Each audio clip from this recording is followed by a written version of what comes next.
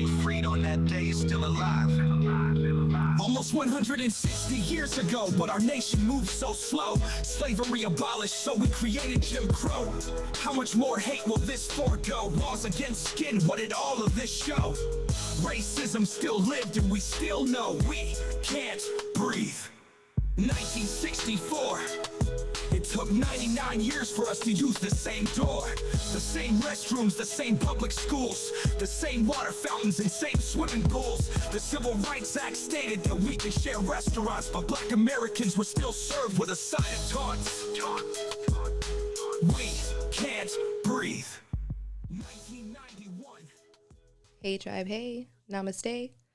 Welcome in. Thanks for coming to hang out with us and growing through the traumas. We have quite an episode for you today. It's nice to be back. A little nervous, but I'm super excited to have my boy Robert here with us today. Robert is in California, and it took us a bit to align the correct timing to be able to do this. So he rushed around and is joining us today. And via satellite. Via satellite, yeah. Unfortunately not in the studio because it would be nice to have him here, but the energy is always felt. And welcome. Thanks for hanging out with us, Robert. Hey, thank you for allowing me to be on your platform. Absolutely. Robert and I have been friends for quite some time, and not only is he one of the most intelligent, powerful, talented, just God-fearing, biggest heart, Leo gang.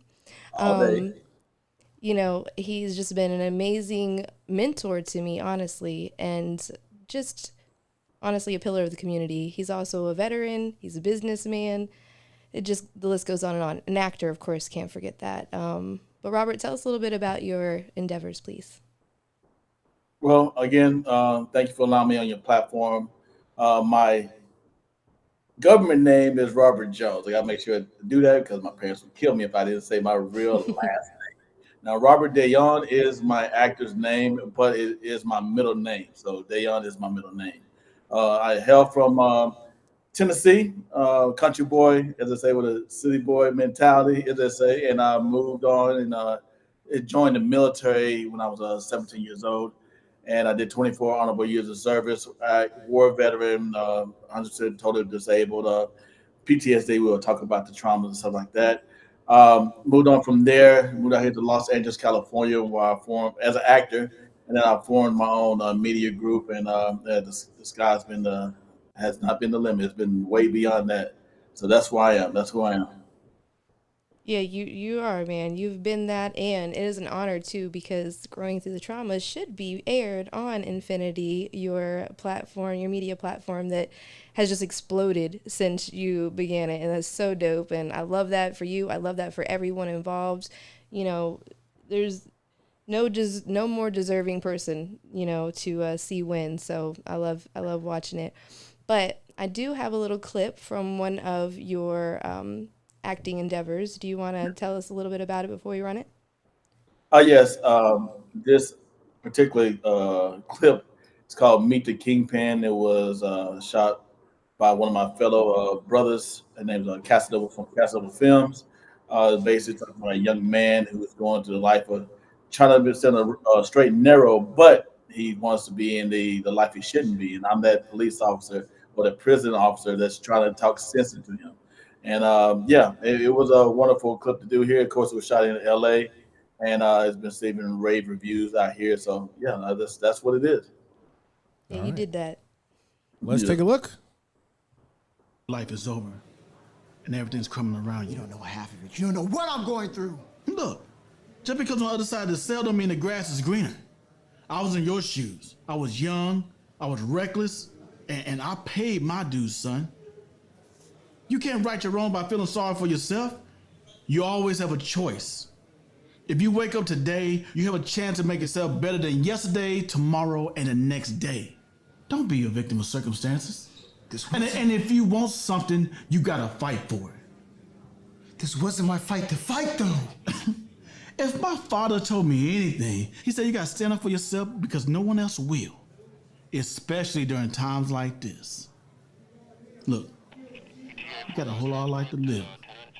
You need to fight to hold on to that girl She has every right to leave me now. Son, do you think she come down here to see you cry? You know what to do. And if you don't, you better figure it out. I guess you're right. I'll figure something out.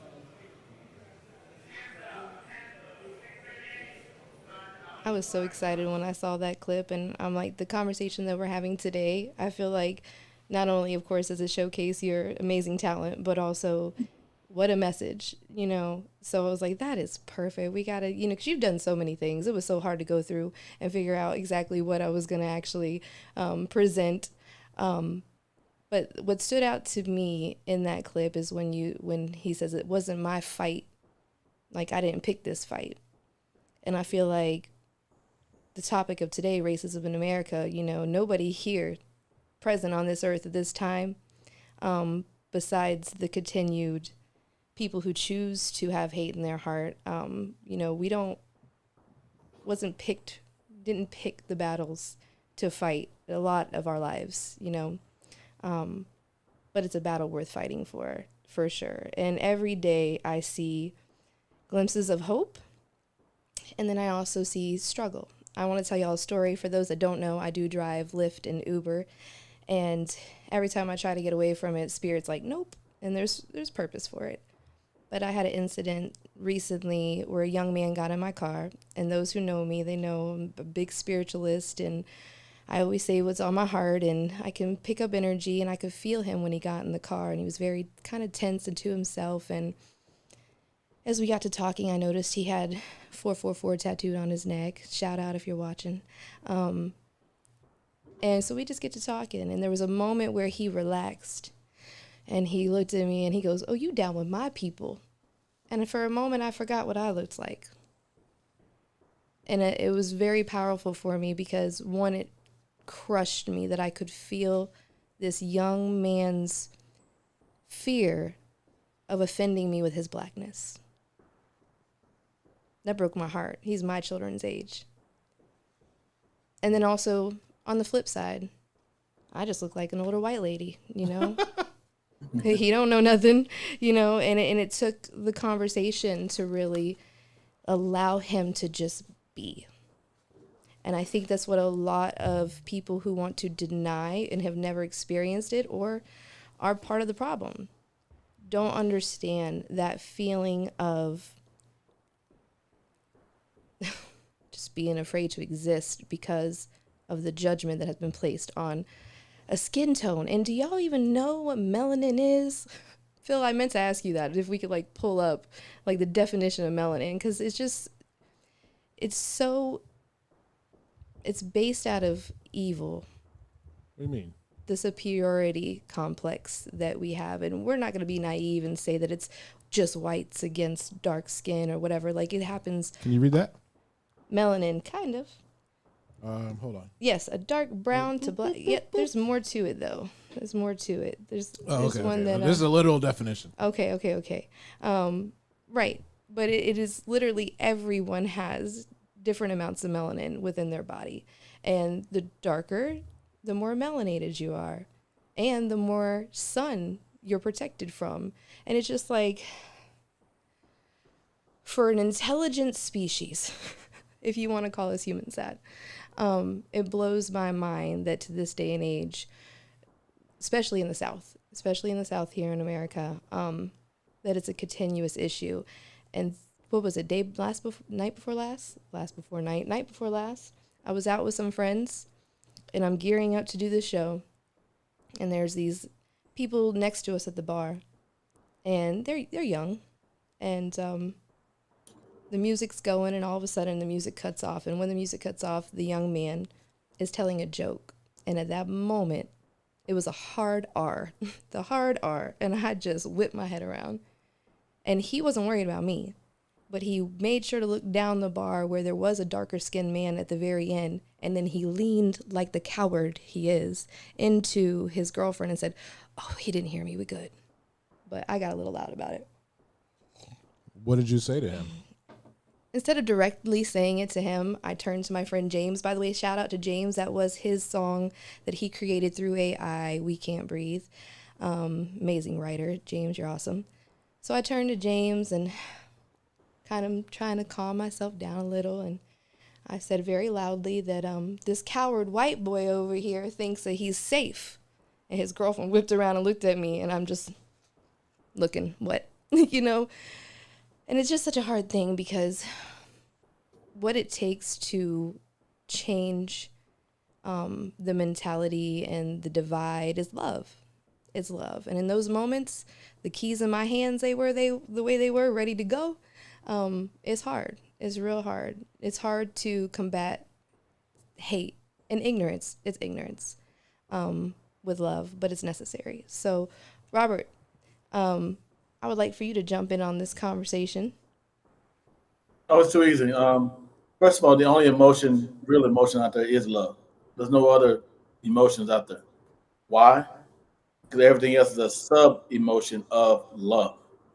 You can't hate unless you love. You can't be disappointed unless you love. You can't be sad unless it's love. Love is, you're right, it is the only key to solving everything. It's a hard emotion for people to hold on to when times are rough, but you got to have that love for real. You have to.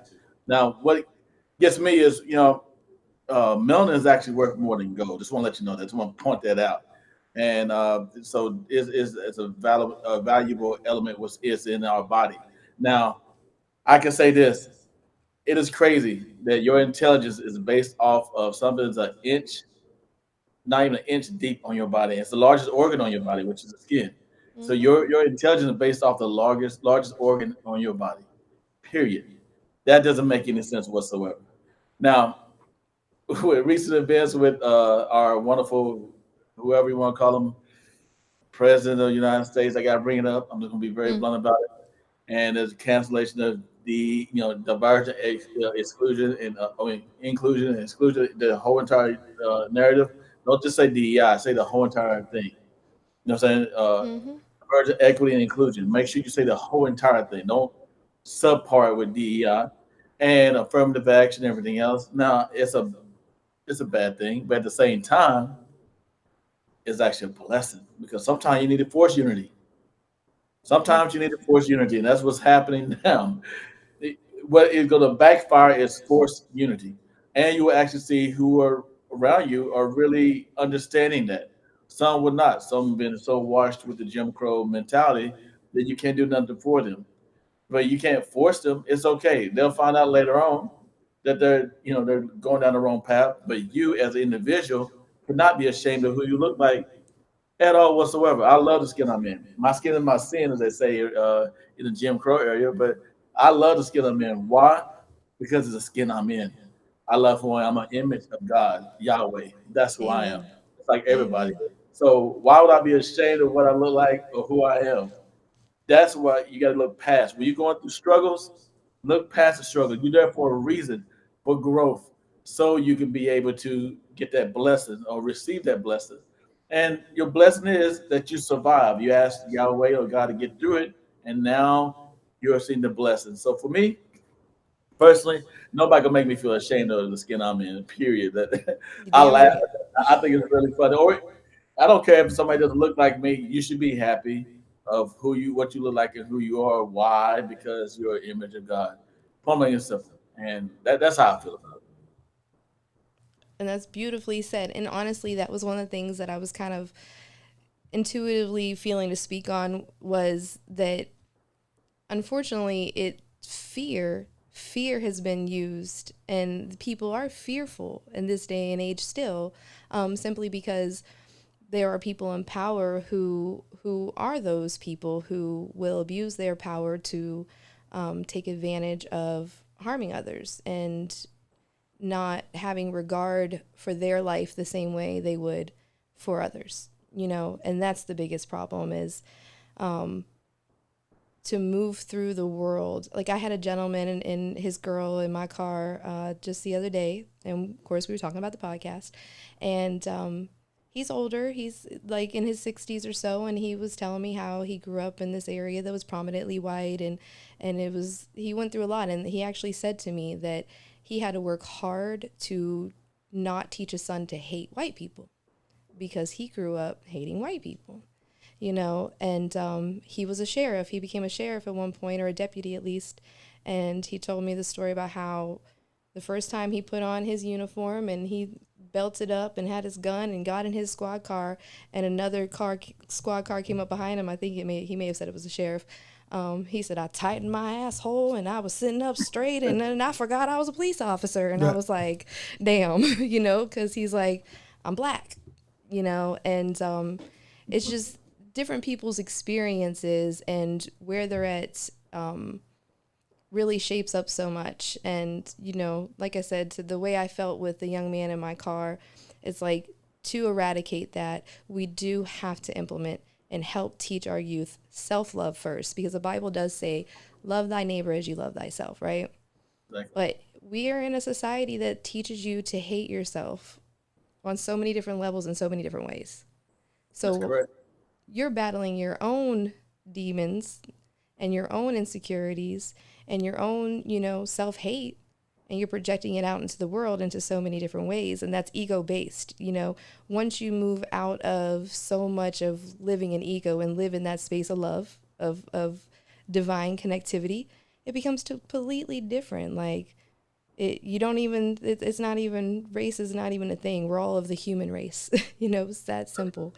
And, but for as long as there are men and women that are ego-based and living out of the energy of needing power, needing to conquer, that whole vibe, that whole energy of that, I feel like it's something that we'll continue to fight against, and we didn't pick the battle, but but I love your take on it. Is the fight is going inward and really just showing up every day as your best version of yourself and being proud of who you are and bringing that energy of your authentic self, regardless of what you look like or what the outside world has determined, because not everybody has determined that to be a truth, but growing up the way growing up as the color I am, I heard a lot of things. I could have very easily become one of those people, and things like here in Ocala, well, I'm not in Ocala, the studio's in Orlando, but in Ocala, I'll never forget the time that we were in Publix. And I say all these different experiences because a lot of people want to deny that this stuff exists. They'd rather just turn a blind eye on it completely, But me and at the time, he was 10 years old, and he is now about to be 18 years old. We're in the Publix line, and of course we're waiting for a Publix sub. Who doesn't want a Publix sub when you're in Florida? So we're waiting, and the woman who is making our subs is of the Middle Eastern descent. And she asked my child, what kind of cheese would you like? And he said, white American, please. And the gentleman behind us said, the only good kind of American. Like, she's Middle Eastern, and my 10-year-old turned around and said, well, that was a tad racist, And I'm like, for it just to be that of the norm, for people to feel that comfortable, don't feel comfortable just because I look like you. Don't do it. Wow. Don't do it.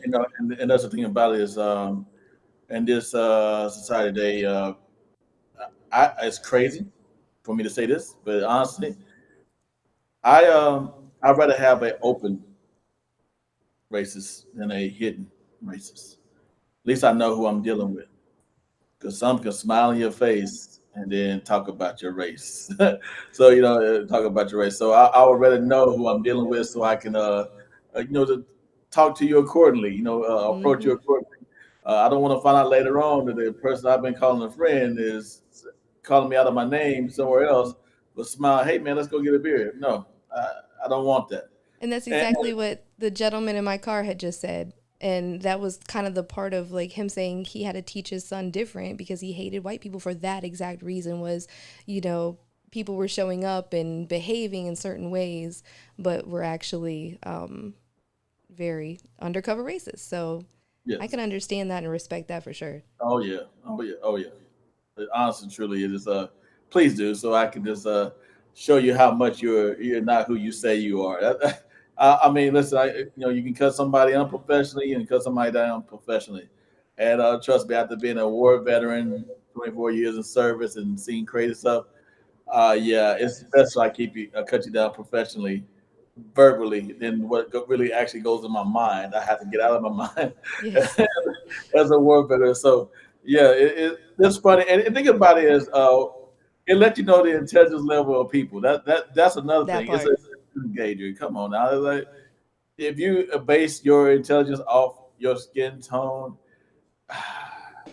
you're not very smart at all. Not at all. Not at all. Not intelligent at all. And what you want to do is prove yourself right and to prove other people right and prove other people wrong. You get what I mean? And so don't live your life proving other people wrong. Then you'll always feel like you're failing or you're doing it for the wrong reason. Prove yourself right, and guess what? Let them hate, let them be upset, whatever the case may be. That lets you know that they're inferior to you if they get upset about your success and who you are. So Period. yeah, you just have to be that way. You really do. You have to just brush it off. I love that. See, I'm so glad you came on. I appreciate you so much. I know when we were going back and forth about the halftime show, which we're about to get into that. Just being able to speak so openly and so powerfully, that's not a word, powerfully. All good. It needs to continue because your words are very powerful. They hold such a heavy but yet light energy. And I appreciate you speaking life into everybody because you always have and you always do. And that's definitely part of your soul mission here, if I may say so. But let's get into the Kendrick Lamar, okay? Because I can't get that ding da-na-na-na out of my freaking head. It's stuck. Can we roll that clip, please, Phil? We will. So let me unmute. All right, you ready? Here we go. Questionably the worst halftime show we have ever seen. You guys see this news anchor, Rob Schmidt, who said that the Kendrick Lamar Super Bowl halftime show was the worst one ever? Rob, you're aging yourself. What, you don't remember the 1991 Super Bowl halftime show featuring the New Kids on the Block? Oh, baby, you're always on my mind. Now, that was terrible. No, it feels like this is about something else, Rob. What could it be? A tiny rapper in bell bottoms who 98% of the country has never heard of. What's the matter with bell bottoms? Lainey Wilson wears bell bottoms. Are you mocking her? And the fact that you've never heard of him, I mean, the Grammy folks have heard of him because he's won 22 of those. The Emmy folks have heard of him because he's won an Emmy too. In fact, the Pulitzer Prize folks have heard of him because he's won a Pulitzer Prize as well. What have you won, Rob? No, it feels like this is really about something else. Was allowed to play most of his largely unknown catalog for 20 grueling minutes in front of the entire world. It was actually just 13 minutes, but maybe you were told there'd be no math. Rob, what are you getting at? The whole world just sat and wondered why they were watching this. Who is this? Everybody asked. Maybe the world's greatest tennis player ever, Serena Williams, knew when she danced up there on stage with him. The Grammy people knew when they gave him 7 awards just a week or so ago. No, Rob, this feels like it's about something else. No matter where you were, nobody had a clue what this was, except maybe 0.5% of the people in this country alone. I mean, he sold 18 million albums. Several have gone platinum, 5 number ones. And in fact, streams of Not Like Us are up about 430% since the Super Bowl.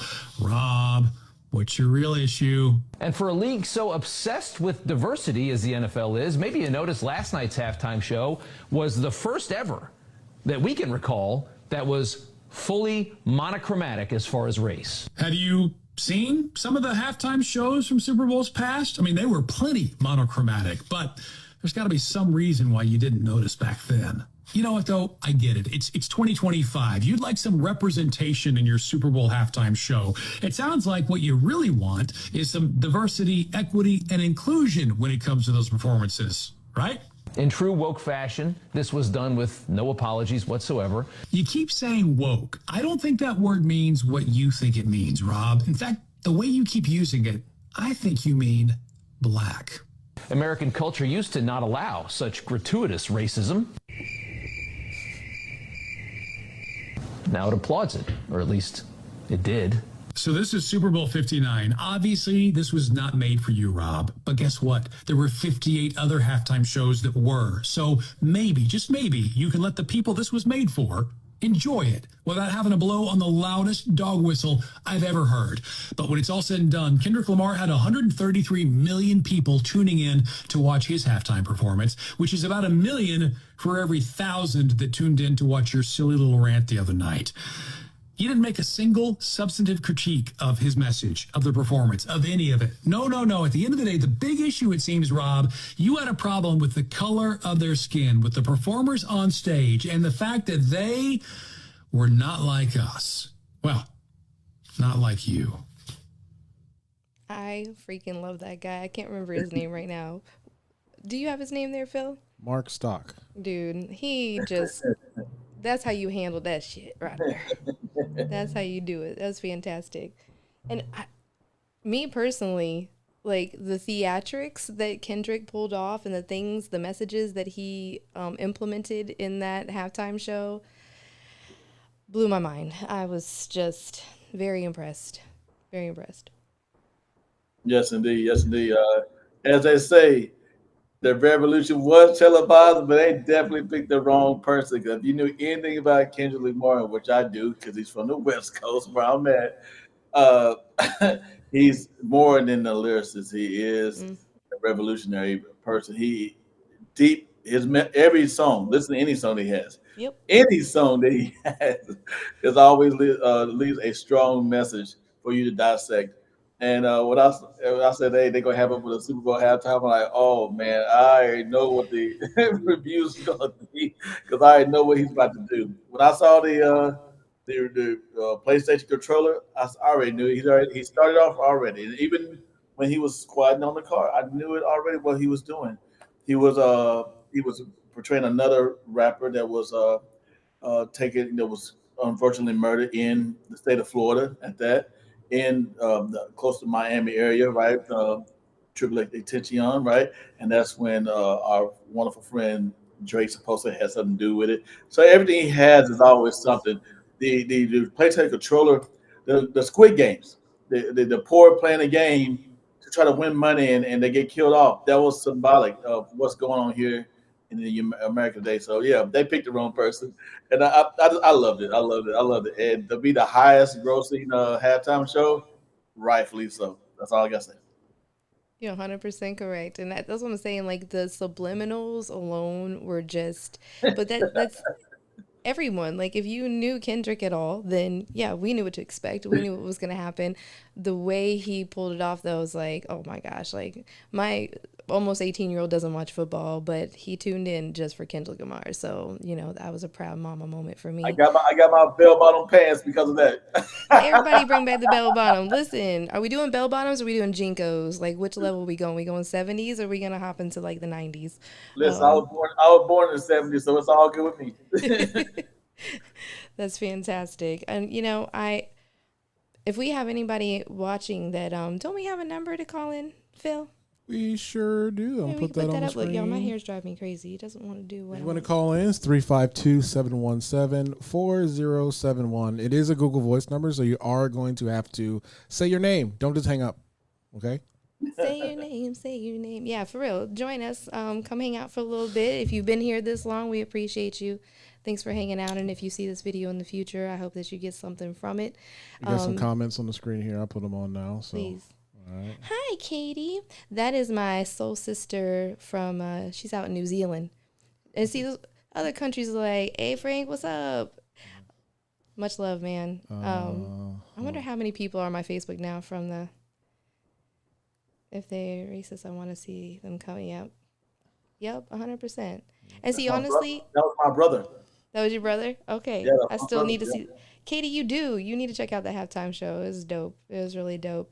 And, I think we can thank Trump and his people for that, to be completely honest, because they're not under their sheets anymore. And that's cool. That allows us. I will tell the story, too. There was a time in Ocala, of course. I'm in Walmart getting out, which I don't do Walmart very often for lots of reasons, but this is one of them. I'm at Walmart, get out the car. I have no political affiliation on my vehicles. I never have, I never will. So get out the car, and there's a gentleman across the parking lot, and he's got his Trump flags flying on his truck. And he's just yelling towards the few people that are, in my area, pick a side. I'm looking around, I'm like, who the is he talking to? Pick a side. And I noticed my partner was with me, who's a dark-skinned man. And I look, and dude's looking right at me. And I was like, I started fast walking towards him. He got in his truck. My guy at the time was like, just don't. I was like, that's why they do it, though. That's why they do it, because they feel like they can. They feel like ain't nobody going to correct them, that they have a right to be. And I guess for me, that's always been hard for me, because it just never has made sense. I've heard it my whole life. I've seen it my whole life. I've experienced it. I've been called an in-lover. I've been called a cracker. I've been called all those different things. And it really, really, hate is one of the few things I have tolerance for. I'm such a patient person, and I still love because I can't choose your path for you, and that's your path. But if it comes to picking a side, I know what side I stand on. And I actually wrote a poem that I'll put out eventually. It's called I'm a Traitor, because it's been that serious, y'all. It has been that serious. So it doesn't make sense to me that at this day and age in 2025, we have the things that are going on in our political, realm of things. It is not us against each other. It's us against them. And Kendrick is so right. The revolution, it is past due time, but like Robert stated and pointed out, having things play out the way they're playing out, it is forced unity. It is forced unity, because there have been so many people who have voted who are regretting it, and those who aren't, they picked a side, and I employ everybody to choose love. Choose love for yourself, choose love for your neighbor, choose love for, everything. Because when you stay in fear and you stay in hate, you're creating your own hell. And then you making the rest of us have to deal with you. And that's not fun. That's not fun. Phil, you have anything to add on this conversation? Oh, I mean, it's when it comes to racism, and hold on, let me fix the angle here. When it comes to racism, Orlando's a very weird part. I mean, over where you live, it's more of that, I think. But it's country. Yeah, over here in Orlando, it's not that bad. But the ones that are, I think they try and hide it, and then I think they do what happened to you, where they see a white person, they can speak about it then. But all the white people that I know are like you, so they're gonna be like, we ain't taking that. So, but yeah, I honestly think that it will go away in a few generations, because a lot of them are dying off. Yeah, you know what I mean. Yeah, and as the world gets more, what's the word I'm looking for? More integrated and connected, I think that people will more understand that, hey, we're very, very, we're all the same. I hope. I hope. And I think it's the awakening of realizing that systematically,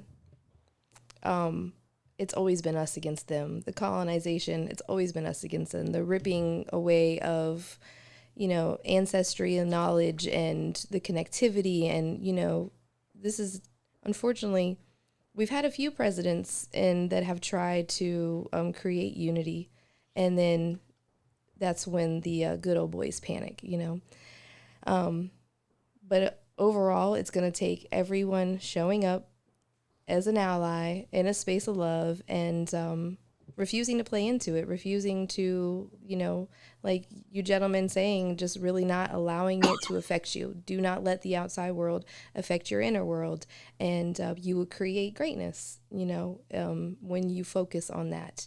Jenny, you ever talk to your black friends and ask them about their children, how old are their children when they give them the talk? And you know what talk I'm talking about. Mm-hmm. You ever talk to your friends about that? Oh yeah. Oh yeah. What's the age that they generally give their kids that talk? Now it's gotten, I mean, before it was driving age. Before it was driving age, you get that talk and, police and stuff, but I feel like it's going down. I feel like it's now just teenage, once kids can be out and about on their own kind of thing. What would you say? I was going to say it was like 12, 13, but I think it's earlier nowadays because now the cops coming to schools, to like elementary schools, and arresting or putting the handcuffs on little black girls. So Even in my time growing up, I am 50 years old. So even when I was growing up, my parents, point blank and simple, started letting us know those things at an early age, like really early age, because of the rural area that we lived in. I can even seven, or even 7 years old, maybe a little bit earlier than that. Reason why they didn't, they just taught us to be cautious. They didn't teach what other race is wrong or anything else. Just be cautious about what we do. That's where the street light comes on. That's the reason for that. That's the reason. It's not, oh, you better be home for the streets light come on because you need to be inside. It's because we don't want to lose you. That's what it comes down to. I'm from Tennessee. So, the whole idea of the street lights coming on, being home before that, is so we can protect our children. That's what that's all about. And yes, and you reintroduce that to them strongly during that driving, when they start to drive. Why? Because you can get pulled over because of what you look like and to act accordingly. I just had that conversation with my son and daughter about that. About, hey, listen, this is what you need to do exactly when that happens to you. Point blank simple, roll down all your windows. Make sure you have your license and registration and insurance card ready. Hold both your hands out the window, just like this, near the side view mirror. And I say, you can put it back in. No, I'll keep it out for my safety. So I don't have no weapons. No, what am I being charged for? If you feel that you're wrong, do not get in an argument. Just say, okay, may I please have a ticket? And you just meet them in court. They'll have an argument because they have that power, unfortunately, over you. So you got to make sure you make them know, make them aware that you understand that your life is in danger. Oh, and you will have cameras in your vehicle, front, back, rear side, it doesn't matter, just so we know what happened. But we cannot go off of their camera, the police officer's camera, because they can turn it off. So, with that being said, yes, it started at a very young age. And that's absolutely heartbreaking. And to me, that's like an ultimate evil. Teachers who hurt children, pastors and preachers who are supposedly of God who hurt children and women and take advantage of people and their money and all those kind of things. It's police officers and judges and people who are putting themselves in the position of power, who are being paid to protect and serve. And I've actually been watching a documentary called CIA, I believe. And it was talking about just experiments that were done on prisoners, minorities especially, in asylums and all kinds of stuff. And it just goes back. I mean, President Bill Clinton literally apologized for the treatment of people in federal prisons and all these different things, acknowledging that this happened, that there was experiments on our own people. Veterans, like, you guys went off to war and literally had your own government freaking playing with your lives on a whole different level. It wasn't about the enemy. So when you really sit back and look at it, who's the real enemy? Who actually is the real enemy? And we are a social security number to these people. We are not individual souls. They do not have our best interests in mind. None of them do. I'm not going to say none of them because there's good people in everything and everywhere. But more often than not, the people who abuse their power, to me, that's an ultimate evil. You are the devils among us. And I don't want to apologize for feeling that way or saying it that way because there will come a time and these shall be judged. And it's crazy to me that so many supposedly God-fearing people have so much hate and just the superiority complex. It's really what it is a superiority complex. And I believe it. The gentleman that was in my car recently, he said the same thing, that he had a white friend of his ask him, like, hey, when do you think, racism won't exist? And he said, when we die. when all us old assholes die, that's what he told me. When all us old assholes die, then that will die with it. But I feel like it's so much deeper than our communities. It's in the government. It's, you know, we have to get back to a point where people matter more than anything else. That your neighbor matters more than your fucking price of gas, you know. But yeah, conversations like this and knowing there are so many more allies, you know, that's what it took back in Rosa Parks days was, you know, allies. And those who choose to fight the battle and show up in love and not judge and not, you know, what's the word? Perpetuate the hate, you know, salute. Well, also too, I think that people, like your word, perpetuate the hate is because it brings money. It brings so much money. That's true. We literally grew up on Jerry Springer and, you know, everything that had to do with chaos and destruction and just think about it. Like, think of how many police forces got funded because of the racism. Think about all the merchandise that gets funded because of the racism. Think about, you know what I'm saying? Like, think about the laws that are passed that just do these extra things just because all this stuff, just all this division creates money. That's true. You're 100% correct. That's even just like, you know, literally we poison ourselves with our pharmaceuticals, with our food, with, you know, there's so many things that are not done right here in the United States and around the world that is not for our greatest and highest good. You know, racism is just one of the many battles that we face, but it's also the dumbest.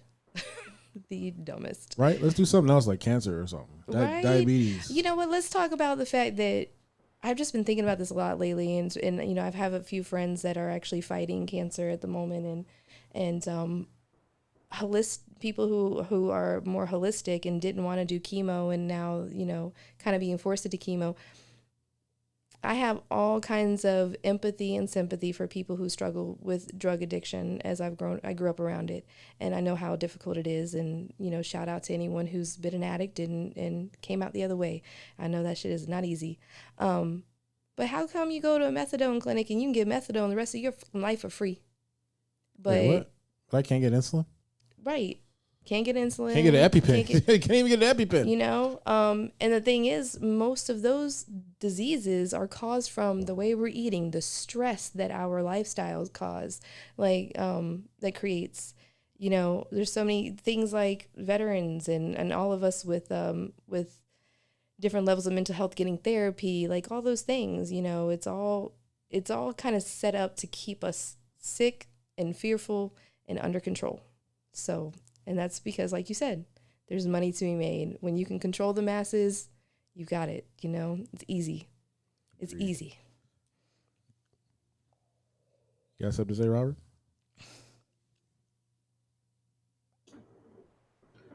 Yes. It is. No, it is a negativity is a money maker.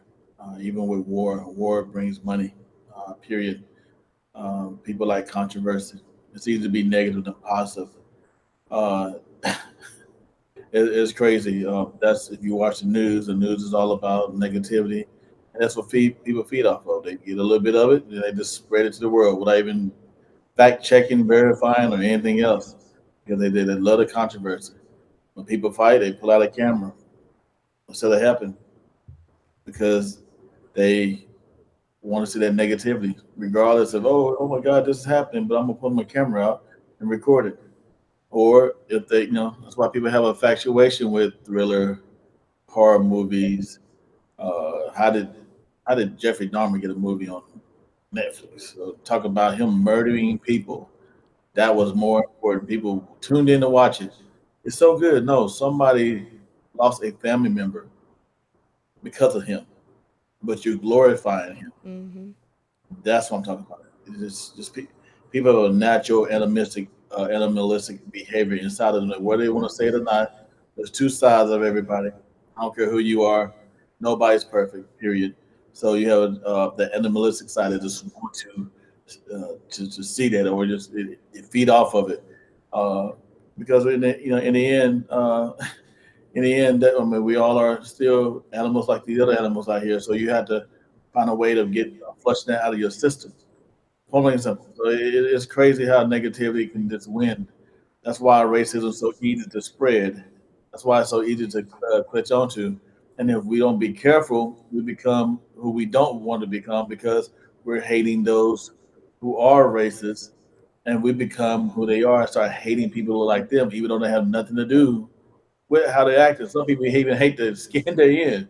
I want to be like them. I wish I wasn't born this way. I wish I looked a little different. Oh God, that's actually the worst ones. And I hate to say that, but it's true. Because the simple fact is, how can you dislike yourself so much that you just want to change and alter everything is about you because of negative behavior? You don't love. Remember, I said the first emotion, the only real emotion, because you don't love yourself. Mm-hmm. So without love, there's always danger. There's always danger of things going in disarray. So again, yeah, And that's that's the that's thing. We need to be promoting and pushing, and shout out to anybody who is, and that's what I wanted to say. Thank you for that, because I almost forgot that was something that, Spirit put on my heart to make sure to speak on, is like artists like Kendrick Lamar and so many, many, many other people in this world who are so talented and have become influential and choose to use their influence for education, knowledge, empowerment, and standing up against wrongs, when you can easily, I mean, there's been so many times that I was like, I could become Facebook famous real quick. Let me show a little booty, but, and, I might from time to time, but nothing, it's such an easy thing for, and, if you take offense to what I'm saying, then it's probably something you want to look at yourself as. It's weak-minded to be able to be sucked into negativity and to allow that to be part of your reality. It then becomes part of you, and then you continue to spread it. The only way is to pay attention to where your attention goes. Where attention goes, energy flows. If you continuously are around people who are negative, you're continuously watching negative things, aggressive things, that's what you're going to become. I don't care how much you think that it doesn't affect you. It does. It absolutely does. And this is so important. That's why they say your network is your net worth. Who you surround yourself with determines what your reality will look like and who you become. And there's no point, there's no time frame where we stop growing, we stop learning. That's something else that society has placed upon us over the generations is, you do this, you do that, now you're grown and this is the way your life should look. Absolutely not. As a soul having a human experience, you are continuously growing and evolving, and that's why I have hope that there can be change, is because that exists. More and more people are learning and understanding through the fact that we're able to have these conversations. Our parents didn't have internet they could hop on and hear real stories like, and opinions and truths being told and love being spread and support. They didn't have any of this, so it's now on our generations and the generations after us to just be the change you want to see in the world. It's that simple. If everyone shows up in that authentic space of wanting to be the change and not being all about themselves, and that's the problem. Victim mentality is something we talk about all the time. In my life coaching, that's the first thing is we're not going to play victim. We're not. That's not something that we do. It's not something that will ever help you. Yes, it doesn't take away from the fact that people have suffered. You've suffered. We've all suffered. We all continue to suffer in lots of ways. But when you take that on and you allow it to be your story, you are then continuously creating that story for yourself, for your family, for your future. And that's not what you deserve. Honestly, that's kind of what I think, guys. I kind of feel like, I know that when people continue these cycles of self-hate and victimhoodness and everything, like, it is ingrained in them that is what they deserve. That is the life that they deserve. And that's, that's a hell. And that sucks, So those who know they deserve better, know they want to create a reality filled with love, filled with joy, filled with abundance. You know, we're all moving into a whole different space. And I see it everywhere. Like my sister from New Zealand. I have friends from Ireland that everyone's out here all over the United States, everywhere, who's out just spreading love and just uplifting the community and speaking unity into one another. So I really, really, maybe even some would say naively believe that change is happening. Even though it may look like it's the opposite, it may look like we're going backwards.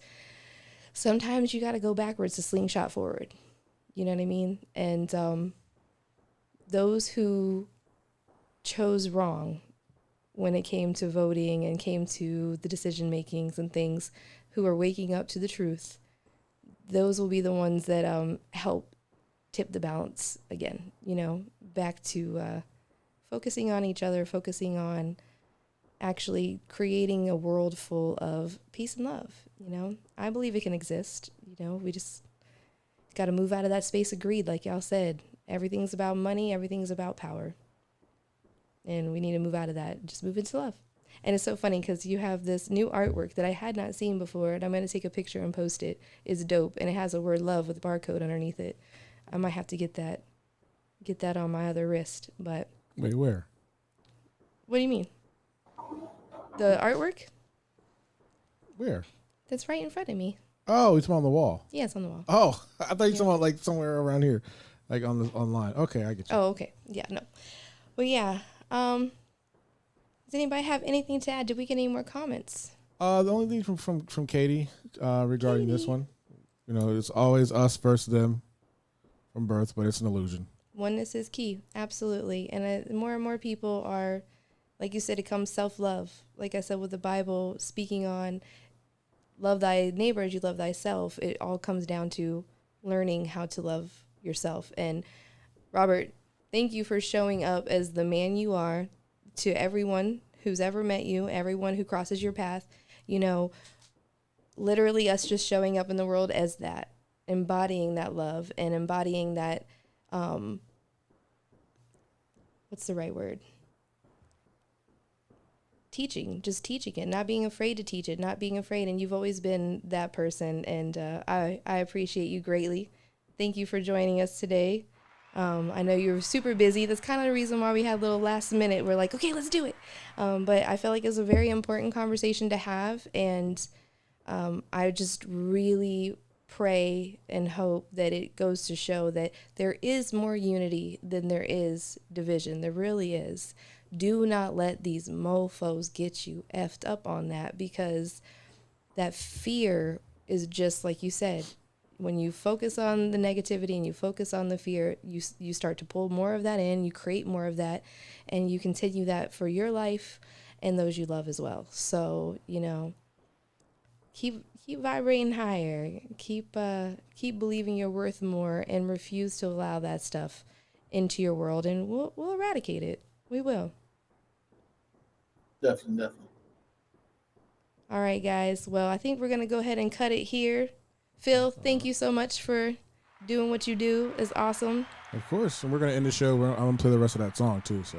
All right, awesome. And shout out to James, a.k.a. Lenny, again, for this dope AI song. But he's just amazing with the words here. So everybody have a blessed rest of your Sunday. Go out, be great, and just show up in love, please. Love for yourself, love for each other, and enjoy this moment. This is the only moment you have. Take care, guys. Namaste. Enters the scene.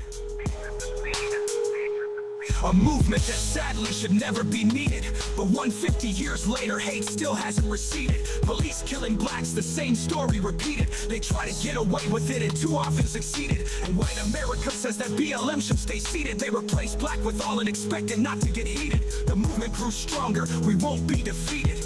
We can't breathe. Leading up to 2020, black America still suffers, the cause is still plenty. Corruption in uniform, white men in white houses. More black lives are taken and dismissed by courthouses. America feels it has a leader in place. Hate spreads like fire against this dying race. Cops out of control, and this next part doesn't rhyme, but read the following names and pay attention this time. Eric Garner, Michael Brown, Tamir Rice, Walter Scott, Alton Sterling, Alandro Castile, Stephon Clark, Breonna Taylor, George Floyd. They can no longer breathe. Do you remember these cases? Do you remember each name? Did you shout all lives matter at Black America's pain? Did you claim not to be racist but dismiss what was there? Did you not speak up against this while still claiming you care? Do you remember these cases? Do you remember each name? Did you shout all lives matter at Black America's pain? Did you claim not to be racist but dismiss what was there? Did you not speak up against this while still claiming you care? Do you remember these cases? You remember each name? Did you shout all lives matter at Black America's pain? Did you claim not to be racist, but dismiss what was there? Did you not speak up against this while still claiming you care?